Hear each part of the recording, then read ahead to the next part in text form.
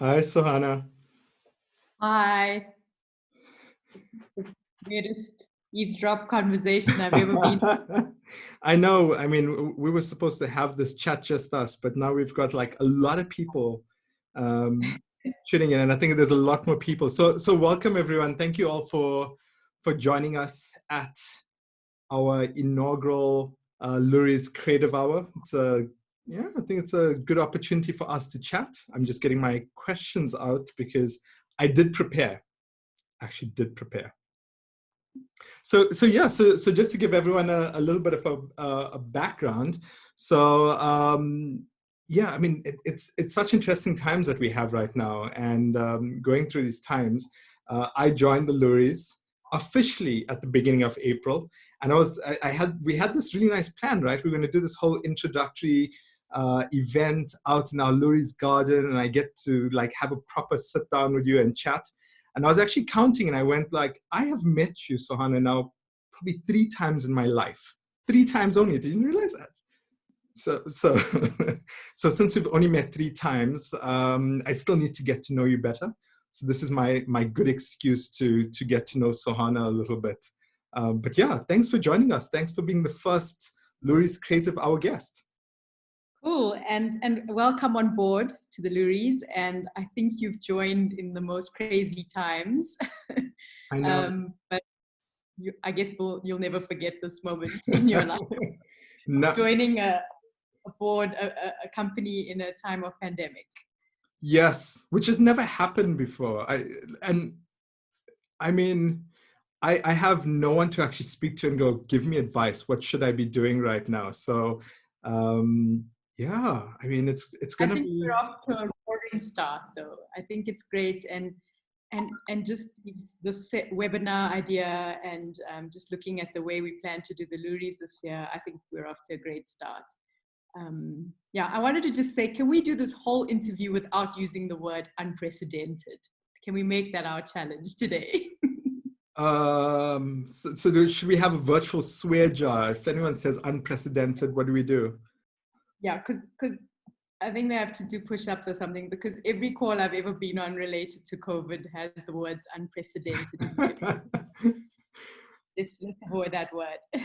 Okay, deal. I will try not to use the P word because it's our swear word for today. So yeah, definitely not going to use that.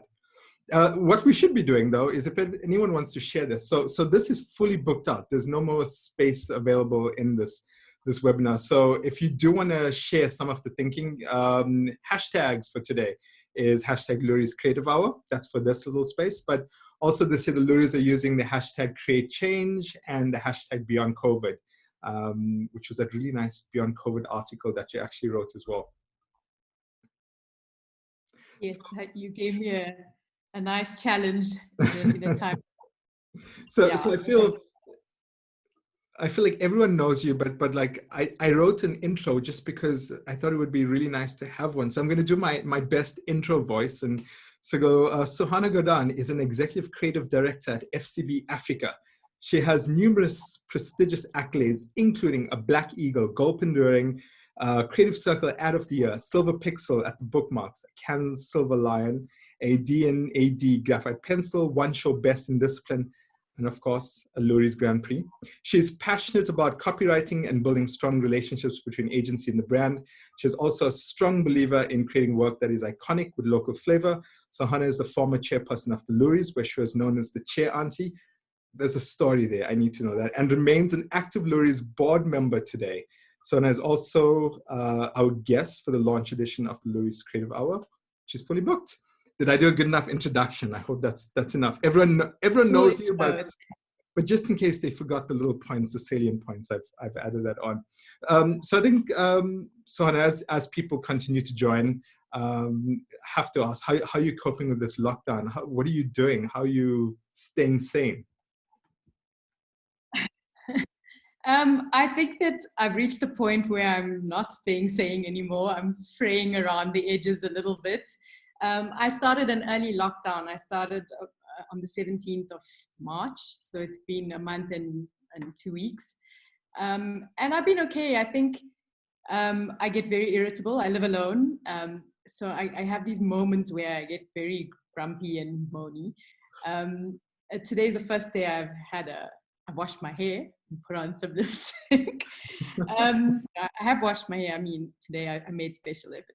But I think what I was chatting to a friend the other day, and what we were saying is that because we live in a space of privilege, and we have a home, and I have a fridge with too much food in it, and a nice warm bed to sleep in, you feel guilty about any other feelings that you might have. So feeling frustrated, feeling irritable is not really a warranted feeling when you have everything you need. But it is all relative, and I guess it's pretty normal to feel frustrated, and kind of a little lost when you've been in isolation for that long. I'm used to living alone and talking to myself, but with this much time, I don't think it's healthy. But yeah, I'm starting to feel it. So I'm guessing, does that mean you're ready to go back into, so you wouldn't say no to going back into a normal world and normal life and leaving this work from home culture behind? Yeah, I mean, I don't know I don't even know what the word normal would mean in the new when we go back, but I am missing people. I think advertising is the type of industry in the career where you need to see people's faces and you need to interact and feel that creative energy. So I'm missing that. I'm missing the creative studio. And I do want to go back to the office, but I guess I'm also, like everyone, I'm also nervous about getting infected. So yeah.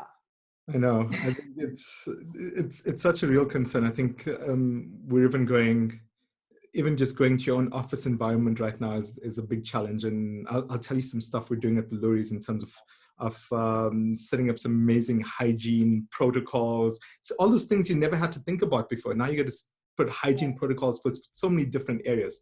So I'll share that with you later as well. But I want to know. So where are you from? Tell me about your background, because I know we've briefly touched on it, but tell me more about your background and where you're from. So I'm a second generation Indian. My grandparents were born in India. I grew up in Durban. Yeah, it was back in the, oh God, I'm going to reveal my age in a lot of things you asked me today. But basically, yeah, grew up in Durban in the height of apartheid. And when I was growing up in Durban, there were no advertising schools there. So I eventually moved to Johannesburg to study advertising here. But yeah, pretty like lucky upbringing in that I had parents who were super cool about whatever I wanted to study and what I wanted to do. So I never even started in advertising. I started in the world of drama and dance, and I did my honors in drama, and then towards the end of that period, I kind of started to feel that a life in theatre was not really going to be sustainable. And that's not necessarily true. I think, it's just a little more difficult and a little more challenging compared to other countries. And my brother was also going into university and wanting to study advertising. So I kind of followed him, and we both came up to Johannesburg. Okay, so is that how you found out? Because for me, I always go, growing up, advertising, branding, marketing was just not on the radar at all. It was just not something you considered from my personal background. I'm sure it's the same for you as well, growing up in Durban. So how did you find, so is it through your brother that you found advertising? How did you find that you could have a career in advertising? I think what was something we all did as a family, when families sat and watched TV together, it was like a thing. You watched the Wimbledon, you watched the Miss World and Miss South Africa's together. So we always watched TV as a family. And my brother and I and my older sister, we always loved, ripping off ads or replaying our favorite ads. So it was something that was part of our growing up that we enjoyed doing. And it wasn't necessarily a career I was exposed to, but I was exposed to the creative world. And I guess I was a little lost at that time in my life, and he was just finishing matric and going into school, and he found this, he was exposed to advertising as a career you could actually study. And so that's how we both got into it. I'll never forget how I was busy doing my copy challenge. In those days, you had a thing called a copy challenge where you had to fill out a bunch of questions, and conceptual questions, and answer it and submit it to the AAA school. And while I was doing this, our house got burgled. We were broken Oh, into wow. while I was busy doing this. Oh, I'll ouch. always remember that day. Yeah. Nothing happened too serious. No one got hurt, or just someone broke a window and tried to steal some stuff. But I always say I grew up in a rough neighborhood. I mean, that was kind of the background we had of where we lived in during Group Areas Act, where there were always incidents of things happening and people getting stabbed, and so it was quite a colorful childhood, and definitely creatively inspiring in that sense. Weirdly enough, we grew up in the same neighborhood, didn't we? We don't have to say, yeah, we did. Yes, we did. Yes, We in Clare. did. Yeah. I was born in Clarested. It's the same place. And I remember, weird things like hiding under my grandparents' bed when the police went off and imposing curfews and people getting arrested for it. It was a crazy time to actually grow up and stuff like that. So what does your brother do? So where's your brother now? Because is he still in advertising, My or is he? brother, yeah, he's in advertising. Him and my sister-in-law live in Sydney, and they both work Nice. together in advertising. They're ECDs at MNC Saatchi, and it's really great to have family that gets advertising, and we can always pick up the phone to each other and complain about the same things. Yeah, so they're still in advertising, and they in Sydney. And your first job, what was your first job in advertising? What did you actually do? So I did in those days when we studied at AAA, you had to culminate your studies as in an internship at an agency, and mine was Ogilvy. And that's a whole terrifying big university of advertising. And I remember finishing my internship and just really wanting to get a job as soon as possible. I didn't realize that actually you should just not rush into getting a job. But yeah, so I studied there. I did my internship at Ogilvy for, I think it was about 2 months or 3 months. And then in the new year, I got my job there. So I didn't actually know I was getting a job. I was so anxious about, trying to find a career and all that. And I was, when nothing was happening, I was about to go become a waitress. And then I got a Which I call from heard, yeah. At yeah, I was going Saigon, to yeah. Saigon down the road, like just go. I like the uniform. It's like, oh, I'll just be a waitress until I can find a job. And then Ogilvy called, and yeah, I got in. So lucky, I think, because it almost seems like this is an advertising family. So I guess your family's always been quite supportive of your career and being in advertising and the work that you do. Yes, my mom and dad also sort of creative spirits. My late dad was an English teacher and a lawyer later in his life. So I think that love of literature, love of English was, and his creative spirit was something that when he heard we wanted to pursue creative industries, I think he was very excited about that, and both my parents, they supported it wholeheartedly. And I think that's great. There were no restrictions of, no, you can't do this. So what about now? Are you finding that, I mean, both yourself and your brother in the advertising space, are you finding that you're leading a whole new generation of family or friends or people from your social circle to advertising? Is it the consideration now because of you? I think a lot of people still don't really know enough about advertising, or what they know is from what they saw on soapies, or or when we need, sometimes if there's a birthday card to design, or something quick to do up, then we're thought about. But I'm joking. I think there's not enough exposure of the advertising world. I do think that there are more creative, more people into creative industry. Compared to when our parents were growing up, where there were literally only 3 sort of career paths of doctor, lawyer, teacher, or nursing, or something like that. So there is more exposure to different work opportunities, but advertising itself is still a mystery to, I think, in some ways, as to what it really entails. But I do know that people love talking about advertising. They love talking about seeing an ad, and often you feel responsible for all the ads out there. So if there's one bad ad, then you have to hear it from everyone. there isn't that delineation of, I didn't work on that. But yeah, and it's more known. and in terms of, I mean, you've had a fascinating career, and which is a relatively short time. I think if you look at it, it's still a relatively short time. You've done some amazing stuff. So what have been some of like your career highlights? Like, what are some things that I need to look out for that I may have not known that you've worked on? Sure. Career highlights. I guess you know there's the one ad that we did back in the day at Black River where it was a Nando's ad. I think working on Nando's, and anyone in this industry who's worked on Nando's can attest to this. It's such a brilliant brand to work on. It's such a brave brand. So it allows you to do the most, incredible, amazing work. And the clients are partners, from what I remember when I worked on Nando's. So that was the whole time of working on Nando's, which was 5 years, was a career highlight. Specifically one ad about a dictator. But if I have to think about my experiences in the industry, I think there were two that stood out, and they happened to be in the same year.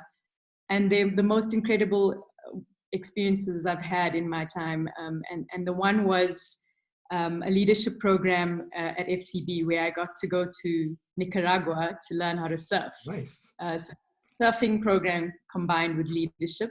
It's a particularly special story for me because growing up in South Africa as an Indian person in Durban, right, near the beach, I never really learned to surf. It wasn't a thing Indian people really did. It was a white people thing. It was very, also it was, apartheid. So when you went to the beach, you were restricted in what you did and where you went. And even when we did go, my dad would hold me in the water. And as soon as the waves came, he would lift me up on his shoulders.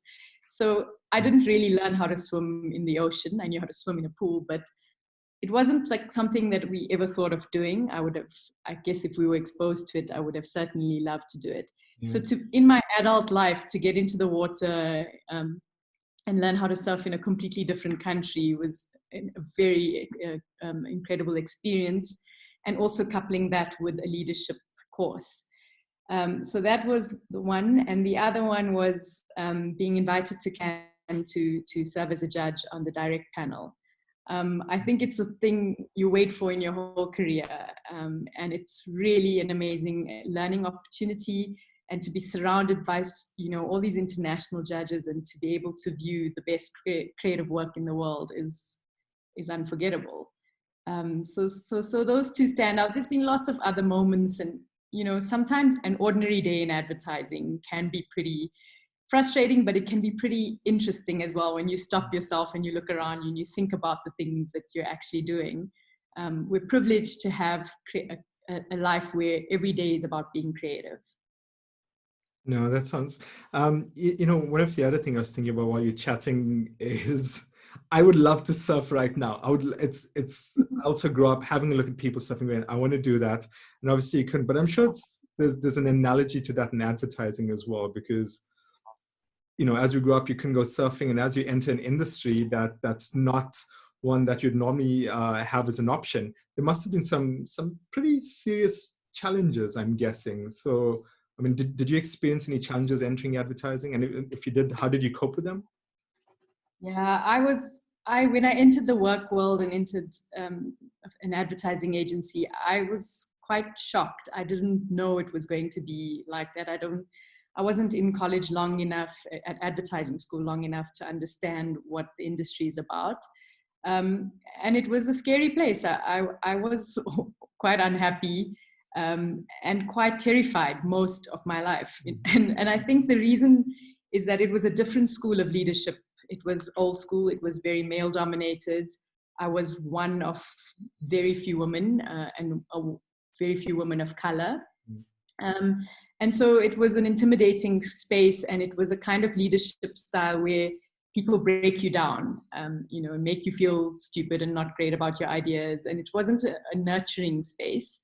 So I was completely out of depth, and I didn't like it at all. And creativity doesn't work well with fear, and it doesn't work well with a space of where people break you down. So I left. I didn't stay in it too long. I think I was there for 2 years. And then I went back into my career as a dancer. Wait, you went back to be a dancer after advertising? Yes, Wow. yes. I phoned my mom and dad up and said, "Can I come back home and live with you? And I want to go back to the dance company, and I want to dance. I don't want to do advertising So anymore." how did you come back? How did we, because that's always been one of my greatest concerns. And I mean, just bring it back to the time we're right now. I'm so worried that we're going to lose a lot of great talent in this time. We're just going to go, there's other opportunities. Let me go explore that. So what brought you back? What brought you back into advertising? I think it was the right time for me to leave because I was a little emotionally scarred by the experiences. And like I said, you can't be your best creative self if you're not meant, if people don't make you feel like you can do it. So I just decided that I'd rather go to something I know. And then I had enough of a distance. I left the country for a bit, and then when I came back, I think it was in 2005, I felt like, okay, now I'm ready to give this another go. Let's see if it's going to be any different. And it was different, and it was I had different leaders, and the rest of it was a better story than the one I had in the beginning. Well, at least, at least it's a, even if it started a bit shaky, at least now it's in a strong ground, which is brilliant. But, one of the things, just to pivot away from it, that I'm finding in advertising is, I chat to people, and people will know, like in a medical profession, the difference between a GP to a physician to a specialist. I find that no one understands really in advertising what an ECD does. I promise you that people who do not know the difference between an ECD and an art director, it's like apples and oranges in our world. So how do we get people to better understand the different career paths and the different things that you can do in advertising? Yeah, I mean, I think we have weird names for things as well. Like writers are called copywriters, and people often think that has something to do with copyright law. And then there's directors in so many words, and I guess it's just the inside track of advertising there's not enough education around it, and I think part of it is that we should evolve it anyway, because the delineations are not that tight anymore. It's not like, oh, you're only ever a writer, you're only ever an art director. Today, people are a bit of everything. So I think we need to evolve some of the language, but also to start educating about what the job actually entails, right from like high school level, and then obviously when you get into the advertising schools, to really start to understand what each role entails. Because often we also get students who come in from ad school who are not really sure themselves what they want to be, because they have a strategic slant, they have a design slant, and also maybe they're photographers. So there is I think a new look and a new approach in terms of creativity, in that we're not that siloed anymore. Mm-hmm. And while you still need to have your discipline, your core discipline that you love and can hone in on, it is broader than what it used to be. So maybe that's part of the problem, is our titles are a little outdated. And our hierarchy is quite short. You're like a group head, CD, ECD, CCO, and then what? So it's kind of yet people still don't understand it. And I'm always concerned, think, almost like to younger kids who want to get into the industry, we need to somehow get them to just understand because they understand hierarchy, at least let them understand the hierarchical nature of our industry and how they can join and how they grow, what are the opportunities. And I think that's one of the challenges. They just don't know what that entry-level position is anymore. Yeah, I mean, I think one of the ways I always talk about selling advertising to people is that it's a tough industry. It's not an easy one, but the benefit of it, and I catch myself every now and then, is when you get to create something and see it out in the world. That is ultimately like the best part of our job. So if you love creating, if you love conceptual thinking, and then actually producing that work, then that's something that's really attractive about our industry. Mm. And I'm sorry, there's like some drilling sound going on in the back here. I can't hear it. But now you've told me, I'm going to try and see if I can hear it. No, I can't hear it. One of the things in terms of a creative space is obviously stimulus is so important to create. So I was having a look at your Instagram profile because it's the best way to get to know someone, which is why mine is very sparse. So people figure out very little about me from it. So, but from your Instagram profile, I saw that you were like within a couple of months, you were in like chilly New York, and then you were in Thailand and sun and shine and all of that kind of stuff. Are you missing traveling? Did you have plans to travel during this time? I'm never too sure what anyone's schedule was and what they put off. I love traveling and I'm missing it so much. One of the other amazing parts about our job is that sometimes you do get to travel. Like I remember as a junior copywriter, I always used to write my openings to my TV ads. We open on a beach in Brazil. We open on a street in Italy, hoping that you'd get to go and make the ad in that world. But later on, what I found and joining FCB, I found that a lot of my travel opportunities came from the accounts I work on, where you have to go and travel to another country. And whether that's to do a presentation, or most of the time it is pitches or presentations. And then it's easy to kind of add a little trip onto the side of that. And that's how New York happened, because we were in Washington for some work. And then Thailand was a family holiday. My sister-in-law was turning 40 and they are both divers, and they were like, let's go diving and you're going to learn how to dive. I didn't want to go because I had a dramatic experience where I nearly died. I'm not joking, in March the previous year. So I was like, I'm not doing this. And they were like, yes, you are. And so I went to Thailand in January this year and did my diving course. And it was just as COVID was, hitting the world in a big way. And we literally just missed it. We came back and that was the last, of the trips. And so, so that was a great holiday. And you had it just in time before all of this craziness hit. But I mean, in terms of all the travels, if you love traveling, your most inspirational place, where could you go again and again and again and just maybe even live there if you need to? So many places. I love Brazil. I could go there again and again. I went to Mexico. That was a gift from my brother and my sister-in-law. It was one of the most inspiring places I've been to. It's just, I was very ignorant about it, very naive about what I thought I'd see.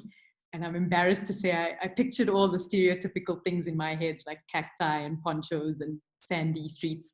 And it was not at all what I expected. In fact, I didn't see one mariachi band the whole time I was there. It is actually the most incredible place. And the art is so inspiring. The handicraft, the creative world in Mexico is unbelievable, and the culture is very interesting and inspiring. So I could go back there again. It's also completely different to our culture. So I like experiences like that. You mentioned Brazil. Excuse me. You mentioned Brazil, and I was just thinking the other thing that I think anyone who knows you knows that you love capoeira, which is Brazilian, right? It's a Brazilian martial art form. So how did this love of capoeira came? From your dancing career? Is this new? Is it? Now you can basically tell everybody that the call is over, because I will carry on talking about capoeira. Okay. Look, you can convert somebody. People are at home. They need stuff to do. Yes, so we convince all 54 participants to join our online classes. Capoeira is absolutely the love of my life. It's an Afro-Brazilian martial arts. It was actually started by slaves from Africa who were sent to Brazil. It's a 400-year-old martial art, and it basically, the slaves were using it they disguised the fight form as a dance form, and that's where the dance part of it comes in. And I got into it in a weird way. I followed a guy into it who I really liked. That didn't work out, but capoeira that's something, yeah. Yeah, and it's been in my life for a very long time. It's a combination of acrobatics, fight, dance, and there's music and instruments. And it's also about creativity as well as kind of chess in a way, in physical chess, in strategy. So is this how you're spending your lockdown time? Is this one of the things you're doing in lockdown? And Well, I'm trying to. I'm actually injured at the moment, so I'm not allowed to train. So yeah, so I have to calm down a bit on the stuff. But yeah, otherwise, it's a big part of my life. yeah, because I found that surprising. So that was like an interesting new bit that I learned about you. So anything else we don't know about you? Like, I'm curious. I think it's the nicest question to ask somebody. Tell me something about you that no one else knows. So what should we know about you that we don't know? Okay, my family knows that I am a very, very irritable person when I do not eat. I get Okay. the word we use, it's called guri. Guri means like you're very grumpy. So it's something that I think out of all the people in the family, I have it the worst. So when I'm hungry, I go quiet because I know if I open my mouth, I'll probably snap someone's head off. So that my family knows about me. And something else that I don't really talk about much, but I know it's something people don't know about me, is that I have insecurity. I have like an imposter syndrome thing that Mhm. I've been working on for years. And I know a lot of creative people have this. And it's something it's not easy to escape. It's kind of a weird nagging voice in your head that tells you you're not good at what you're doing, or you're faking it. And I tried to analyze where that came from, and it took me a while. And a few years ago, I realized that when you're a person who grew up in apartheid and a person of color, when you were discriminated against and made to feel inferior in every way, and especially when you're a child and you don't really understand it, um, I didn't realize the impact that would have on me as an adult later in life. And I think if you grew up in a way that, and this is not coming from my parents, this came from the feeling of we were not good enough and there were people that were better than us.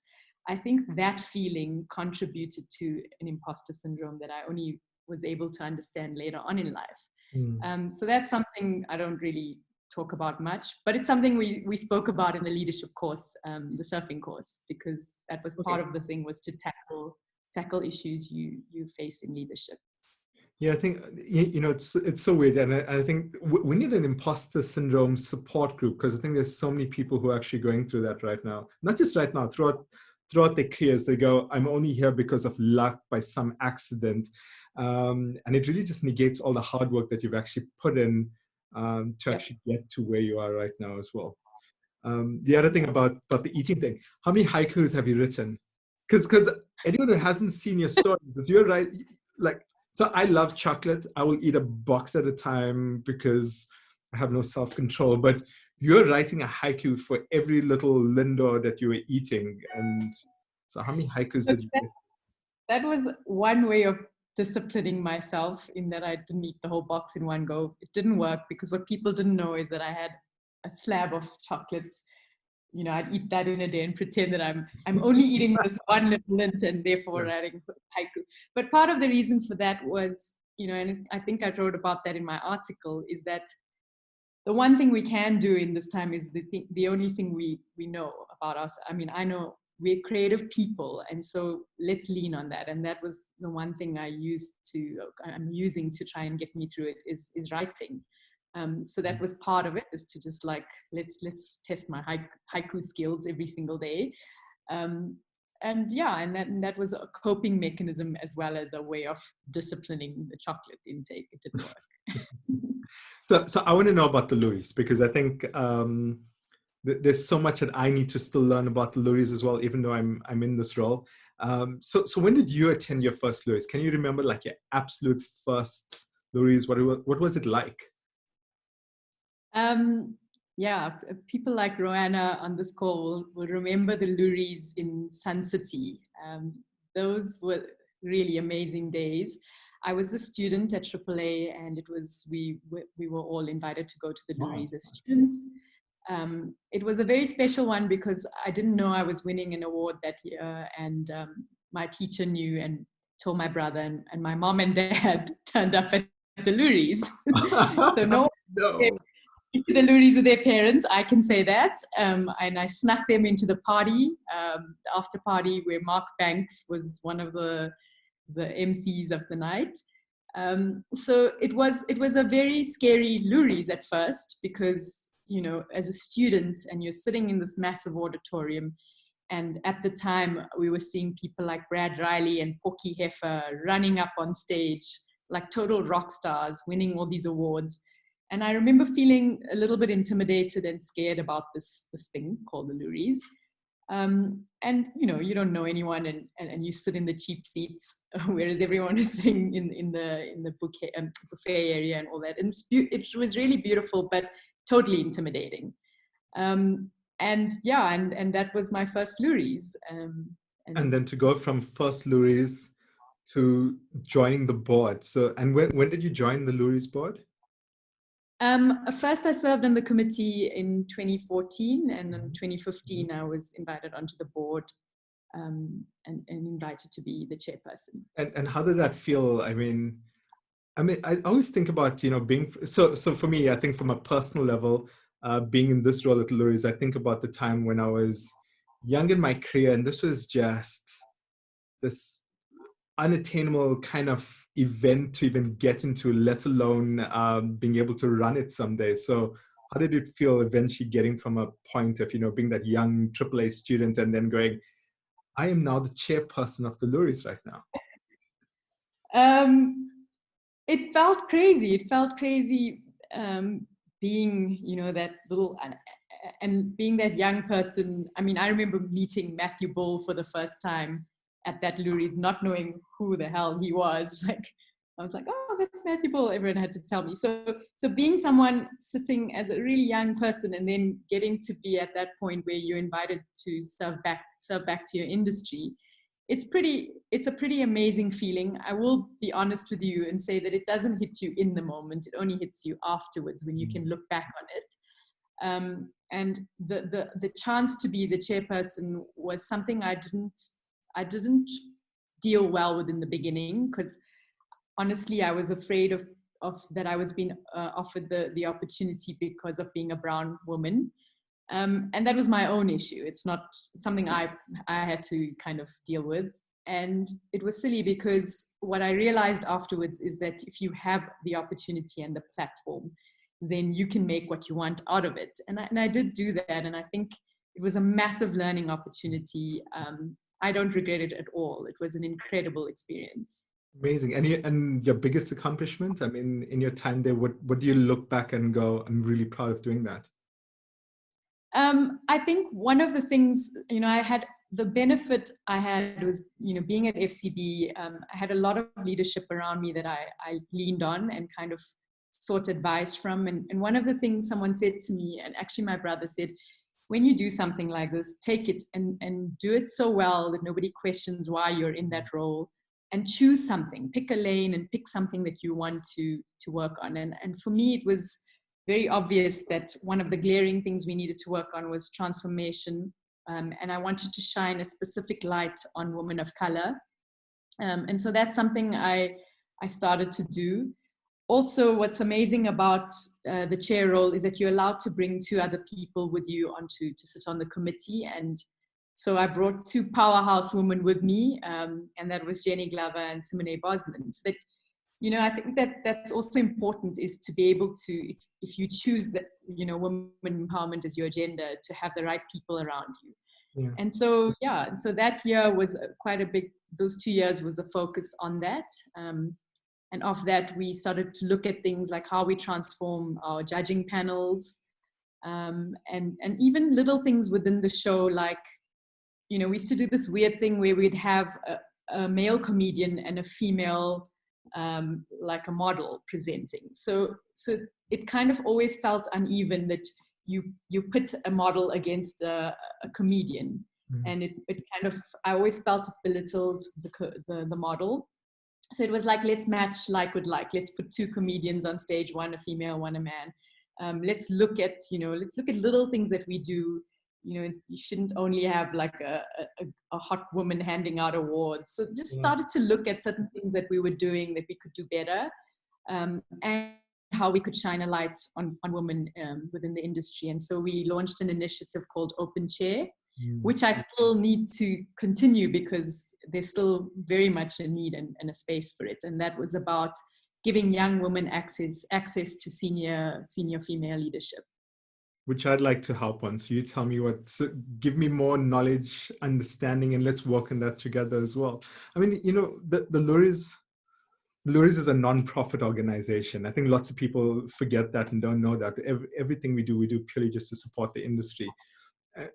Why would you say we're still relevant today? It's always useful for me to hear from somebody else. I mean, is the Loeries still relevant? Does it still have a role to play in this current environment? Absolutely. I mean, I think back to, you know, long before even my first Loeries. Loeries has been around for, I think it's 42 years now, if I'm not mistaken. Exactly. Yeah.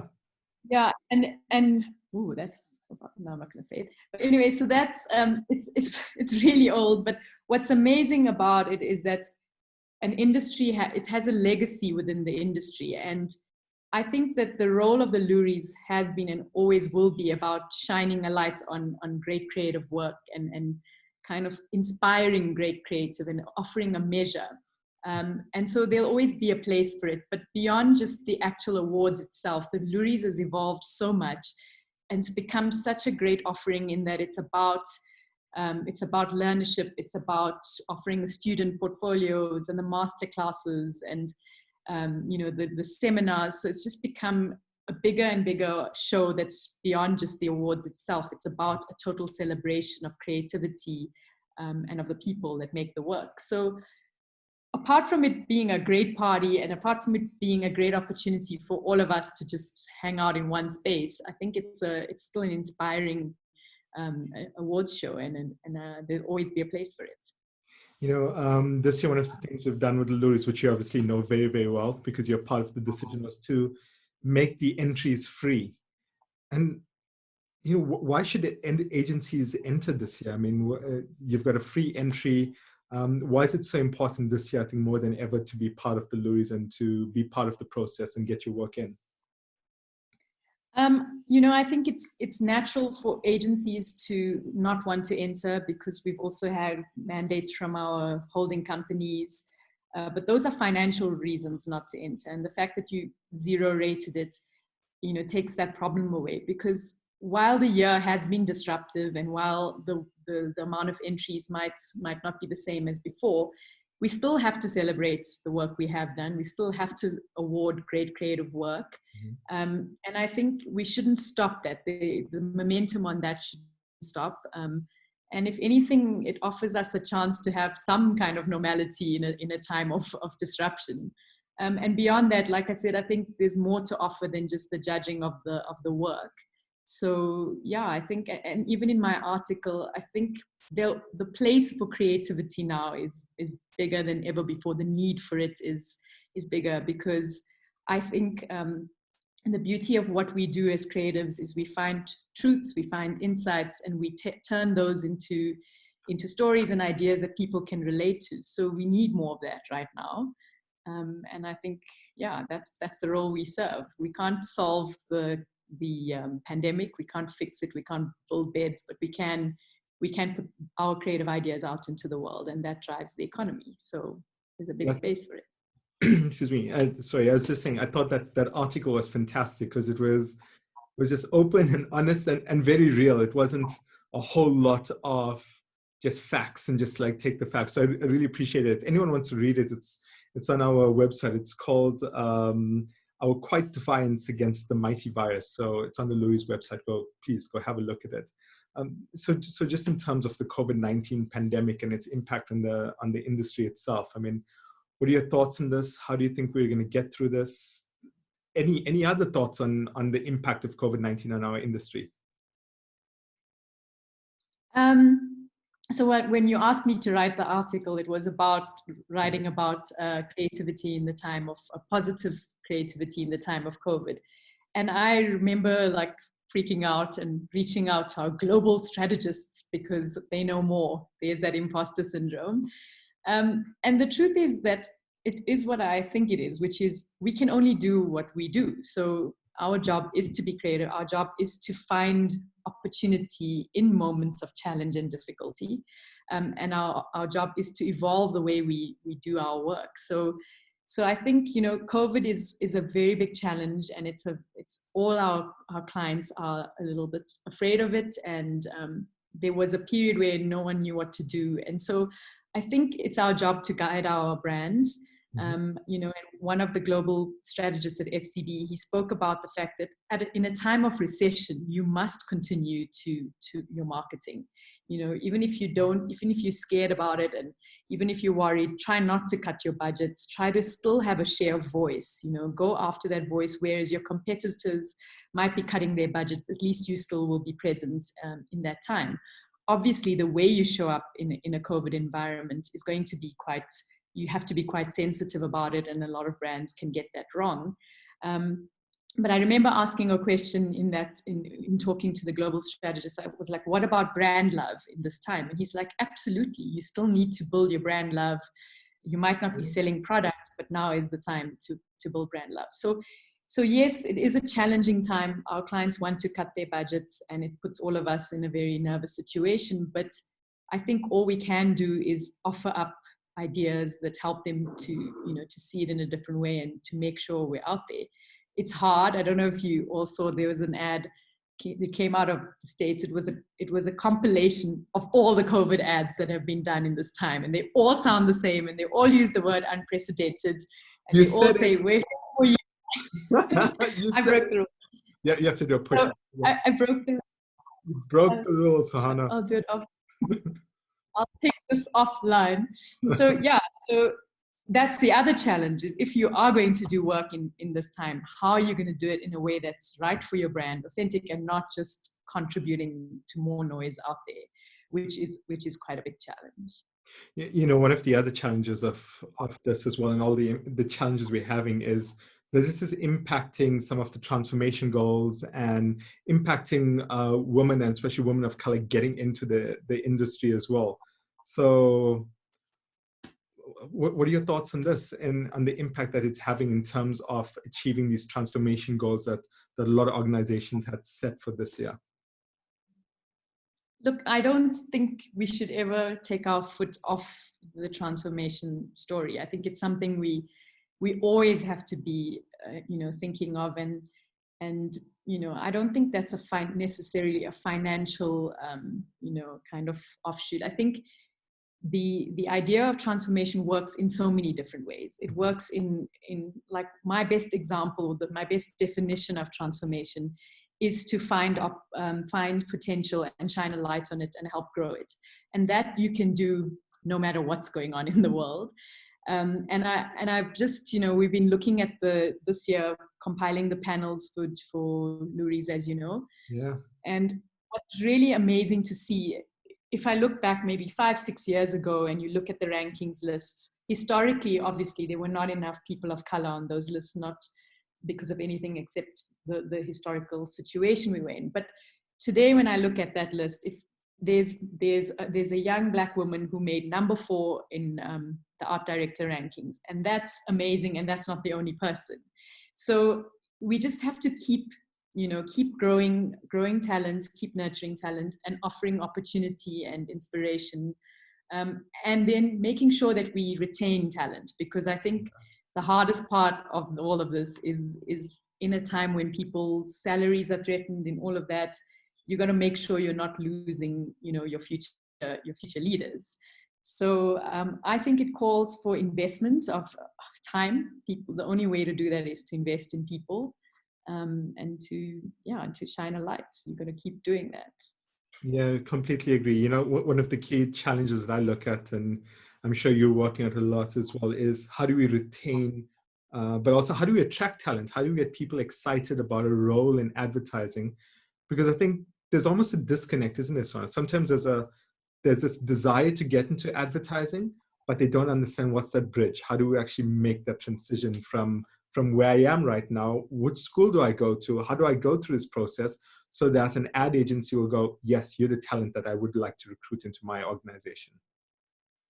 Yeah, there's definitely I think we've all spoken about the fact that the career of advertising is not seen as a viable opportunity. It's not seen as a career in the same way that medicine or law or accounting is seen.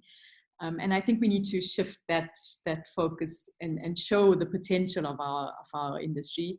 You know, when I think of organizations like Design Indaba, I think they do that really well. I think they constantly put a spotlight on the fact that creativity can solve problems, creativity can turn the wheels of the economy. So I think we need to do more of that, but also having more female and leaders of color being, you know, speaking to younger people will make a difference. You know, growing up even in the industry, I didn't have, you know, people that I could like just knock on the door and say, hey, can you mentor me? In fact, the word mentor wasn't even like a thing. I don't think people even spoke about it as a formal thing. So what's great about this generation is, you know, there's an openness to and there's an access, and technology is different. So the ability to speak to senior leadership is all there. We just need people to invest in each other. We get a couple of questions, so I think we're almost out of time. So before we go on, we go through the questions very quickly. So there's one from Lanre Adisa that maybe I might have to tackle. It's the sentiment around here in West Africa, and I guess other parts of sub-Saharan Africa, is that Loeries is not so accommodating to work from the continent. Is there anything you plan to do to change this perception? And I think if I can start off, I think one of the key things is really in terms of, yes, the Loeries belongs to the whole of the Africa Middle East. We're an initiative that supports work from across the region. What we're doing is we're making sure that the juries are much more representative.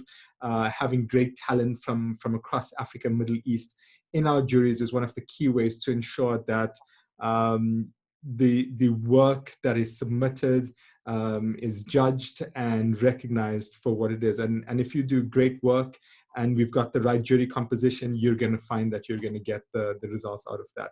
So Hannah, is there anything you'd like to add on to that? No, I think that's perfect. I mean, and also just to say that I know that, you know, in the beginning, it felt like there's this disconnect. I think it's changing. And I think that the only way to beat that perception is by winning. And I see that every year there's work from across the region that wins the Grand Prix. And that's just the best. I think it's the ultimate way to silence all the negativities. Be out there and win and walk up on stage. So yeah, completely agree, because if you look at the list of winners, you have winners from across the continent, across the region. I've seen recently there were some amazing winners from last year, from Kenya, from Turkey. So yeah, great list of winners. Another question quickly: as an adult, 28 years old, that has no full-time experience in advertising, but has to be in charge of 2 marketing coordinator roles, is there still a chance that I can break out into the advertising industry? My dream is to actually enter the Loeries. What do you say, Suhana? How does somebody who comes from a marketing coordinator role come into the industry? Is there still a way? Is there still a path for them? Yeah, I mean, I think that, you know, part of what you need, one of your toolkit options you have to have is passion. And if you have that, it can help you, give you a head start. There's nothing stopping anybody from entering our industry. I've seen people come in from all different angles and swap around, coming from strategy into creative into strategy. Somebody who was just, you know, a writer, and not even like a writer as in literature, and then becoming a writer. So I think there's always a way in. You might need some kind of formal training just to help you in. But if you can think conceptually, and if you have ideas, and if you in an environment where people are willing to help you, to help hone that talent, then I think it's definitely a possibility.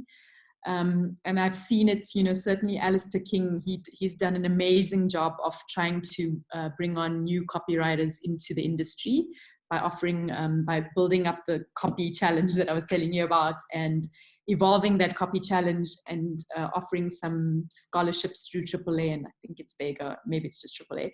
But what I saw in those interviews is that there was a woman who was much older, came from a completely different career path, and wanted to be a writer. And it's a harder decision to make because you've got younger people that you want to award the scholarship to. But we gave her an opportunity, and now she's studying copywriting. So I do think that, I think the possibility is there. You just have to be willing to work hard and to work a little harder because you need that extra, leg up. Agree. So now, thank you. I think we're almost at the end. So maybe just as a bit of parting words, any words of advice or encouragement for people across Africa and the Middle East during this time? I know it's a concerning time for a lot of us, but I'm sure they'd love to get some advice or just some parting words from you. Yeah, I think I'm going to just steal from my article and go back to that, because the one thing I can say is that, if we watch the way the United States, for example, is responding to COVID and who we are as a continent, and even the way the president addressed us, a few weeks ago, I think we are in a position where we're a unique, we're a unique people as Africans. And I think the way we do things is always different, and always we're full of ingenuity and innovation. And so I think that if we just trust that and our ability to create, we can fight in, and that's why I call it a quiet defiance, because while we might not be medical workers and be able to fight a virus in the way they do, we can only survive and thrive by creating. And I think as a continent and as creative people, we are creative soldiers, and we need to reimagine the new world and help fight for it. Awesome. Suhana, thank you so much for joining us today. Thanks for being on our inaugural Loeries Creative Hour. I think if anyone wants to read Suhana's article, Our Quiet Defiance Against the Mighty Virus, it's available on the Loeries website, which is www.loeries.com. And this chat will be available on YouTube within the next few days, and via podcast as well, if you want to hear it. So thank you again, Suhana. I hope there's more chocolate left. I'm coming over for chocolate when save some. Save some. And I just want to say thank you to everybody for staying on the call and listening. It's really nice to know that you're over there. Yes, thank you, everyone. And look out next week. We'll have another great chat for you next week as well. So looking forward to that as well. Cheers, everyone. Oh yes. Somebody said they didn't hear the word we said we weren't going to say. So that's great. Thanks, everyone. Thank you. The swear word has not been said except once, Suhana. And yeah, I said it. Take care. Bye-bye. Bye.